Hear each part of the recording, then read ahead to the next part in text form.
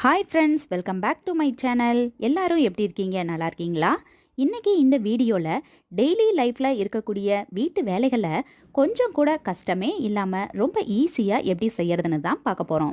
இந்த டிப்ஸ் எல்லாம் தெரிஞ்சு வச்சுக்கிட்டிங்கன்னா டென்ஷன் இல்லாமல் ஃப்ரீயாக இருக்கலாம். அது மட்டும் இல்லை, உங்களோட பணமும் மிச்சமாகும். இந்த வீடியோ ரொம்பவே யூஸ்ஃபுல்லாக இருக்கும். வீடியோவை ஸ்கிப் பண்ணாமல் முழுமையாக பாருங்கள். அதுக்கு முன்னாடி நம்ம சேனலை இப்போ தான் முறையாக பார்க்குறீங்கன்னா சப்ஸ்கிரைப் பண்ணிக்கோங்க. வாங்க இப்போ வீடியோக்குள்ளே போகலாம். நம்ம வீட்டில் பாத்திரம் எல்லாம் விளக்கக்கூடிய ஸ்பாஞ்சு, ஸ்க்ரப்பர் இதெல்லாம் பார்த்திங்கன்னா பாத்திரத்தெல்லாம் தேய்ச்சிட்டு அந்த ஸ்க்ரப்பரை சும்மா தண்ணியில் வாஷ் பண்ணிவிட்டு அப்படியே அந்த ட்ரேயில் வச்சுடுவோம். இந்த மாதிரி வைக்கிறதுனால கண்ணுக்கு தெரியாத கிருமிகள்லாம் அதிலேயே தங்கிடும். அந்த மாதிரி கிருமிகள் எதுவும் தங்காமல் இருக்கிறதுக்கு ஒரு பாத்திரத்தில் பாதி அளவு தண்ணி எடுத்துக்கிட்டேன். அடுப்பை ஆன் பண்ணி இந்த பாத்திரத்தை வச்சுருங்க. அதுக்கப்புறமா அந்த தண்ணியில் ஸ்பாஞ்சையும் ஸ்க்ரப்பரையும் போட்டு விட்டுருங்க. அந்த தண்ணி நல்லா சூடானதுக்கு அப்புறமா அதில் ஒரு மூடி அளவு டெட்டால் ஊற்றிக்கங்க. டெட்டால் ஊற்றுனதுக்கு அப்புறமா நம்ம அடுப்பை ஆஃப் பண்ணிடலாம். ஒரு 5 மினிட்ஸ்க்கு அப்படியே இருக்கட்டும். 5 மினிட்ஸ்க்கு அப்புறமா அந்த ஸ்க்ரப்பரை வெளியில் எடுத்துட்டு நார்மல் வாட்டரில் நல்லா ஒரு டைம் வாஷ் பண்ணிக்கங்க. வாஷ் பண்ணதுக்கு அப்புறமா யூஸ் பண்ணிக்கலாம். மீதம் இருக்கக்கூடிய அந்த டெட்டால் தண்ணியை கிச்சன் சிங்க்கு, டாய்லெட் இந்த மாதிரி இடத்துலலாம் ஊற்றி விட்டுட்டோம் அப்படின்னா கிருமிகள் இல்லாமல் இருக்கும். வாரம் ஒரு முறை பாத்திரம் விளக்கக்கூடிய ஸ்க்ரப்பரை இந்த மெத்தடில் செஞ்சு வச்சுக்கிட்டோம் அப்படின்னா அந்த ஸ்க்ரப்பரில் கிருமிகள் எதுவும் தங்காமல் இருக்கும். இந்த மெத்தட் உங்களுக்கு கண்டிப்பாக யூஸ்ஃபுல்லாக இருக்கும்னு நினைக்கிறேன். இந்த டிப் உங்களுக்கு பிடிச்சிருந்தா நீங்களும் இந்த மெத்தடில் ட்ரை பண்ணி பாருங்கள். கிச்சனில் சில பொருட்களை கவரோடு வச்சு தான் நம்ம பயன்படுத்துவோம். பாதி சமைச்சிட்டு மீதம் இருக்கக்கூடிய அந்த பொருளை அப்படியே எடுத்து வைக்கிறதுக்கு சில பேர் ரப்பர் பேண்டு போட்டு பயன்படுத்துவோம். ரப்பர் பேண்டு இல்லாத சமயத்தில் இந்த மாதிரி மெத்தட்லையும் யூஸ் பண்ணலாம். அதுக்கு நான் பூ குத்துறதுக்கு பயன்படுத்தக்கூடிய ஹேர் பின்னு தான் எடுத்திருக்கேன். பாருங்கள், கவரை இந்த மாதிரி கொஞ்சமாக மடக்கி விட்டுக்கங்க. அதுக்கப்புறமா இந்த சைடில் ஒரு ஹேர் பின்னும் அதுக்கு அடுத்த சைடில் ஒரு ஹேர் பின்னும் குத்தி விட்டுட்டோம் அப்படின்னா நல்லா ஸ்டிஃபாக இருக்கும். இந்த பேக்கெட்குள்ளே இதுக்கப்புறமா பண்டு பூச்சி எதுவும் போகாது, பாதுகாப்பாக இருக்கும்.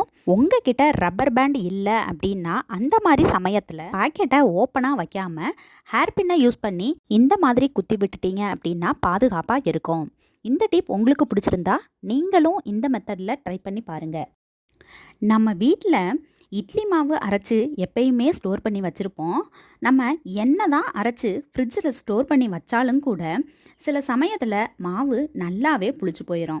அந்த மாதிரி சமயத்தில் இந்த ஒரு பொருளை மட்டும் சேர்த்து பாருங்கள்.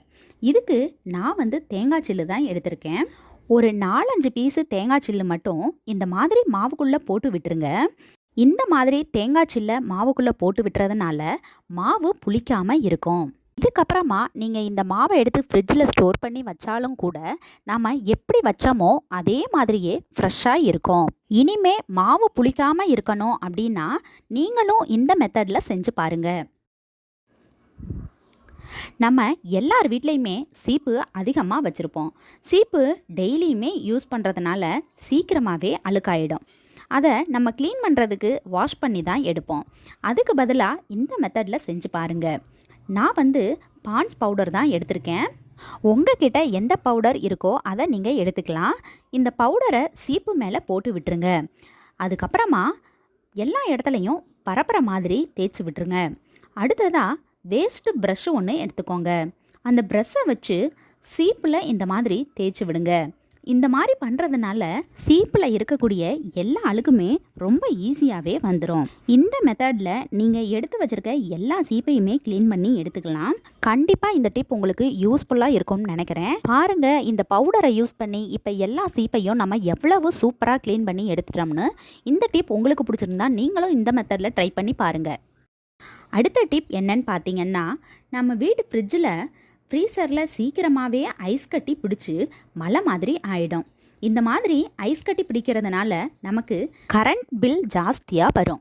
ஃப்ரிட்ஜில் வைக்கக்கூடிய காயெலாம் கூட சீக்கிரமாகவே சுருங்கி போயிடும், ஃப்ரெஷ்ஷாகவே இருக்காது. அந்த மாதிரி எல்லாம் ஆகாமல் இருக்கிறதுக்கு இந்த டிப்பை யூஸ் பண்ணி பாருங்கள். அதுக்கு நான் கல்லுப்பு தான் எடுத்திருக்கேன். கல்லுப்பை இந்த மாதிரி கொஞ்சமாக கையில் எடுத்துக்கங்க. அதை ஃப்ரீசரில் இந்த மாதிரி தூவி விட்டுக்கங்க. அடுத்ததாக ஒரு நியூஸ் பேப்பரை எடுத்துக்கங்க. அந்த நியூஸ் பேப்பரை இந்த தூவி விட்டுருக்க உப்பு மேலே போட்டு விட்டுருங்க. இந்த நியூஸ் பேப்பரை எதுக்காக இப்படி போட்டு விடுறோன்னு பார்த்தீங்கன்னா, இந்த உப்பு கரையாமல் இருக்கிறதுக்கு தான். இந்த மாதிரி போட்டு விடுறதுனால ஃப்ரீசரில் ஐஸ் கட்டி பிடிக்காது. இதனால் உங்களுக்கு கரண்ட் பில்லும் அதிகமாக வராது. இதுக்கப்புறமா உங்கள் வீட்டு ஃப்ரிட்ஜில் ஃப்ரீசரில் அடிக்கடி ஐஸ் கட்டி பிடிக்குது அப்படின்னா இந்த மெத்தடில் யூஸ் பண்ணி பாருங்கள். இந்த டிப் உங்களுக்கு பிடிச்சிருந்தா ஒரு லைக் கொடுங்க. கூடவே உங்கள் ஃப்ரெண்ட்ஸ் அண்ட் ஃபேமிலிக்கும் ஷேர் பண்ணுங்கள். மறக்காமல் சப்ஸ்கிரைப் பண்ணிக்கோங்க. தேங்க்யூ.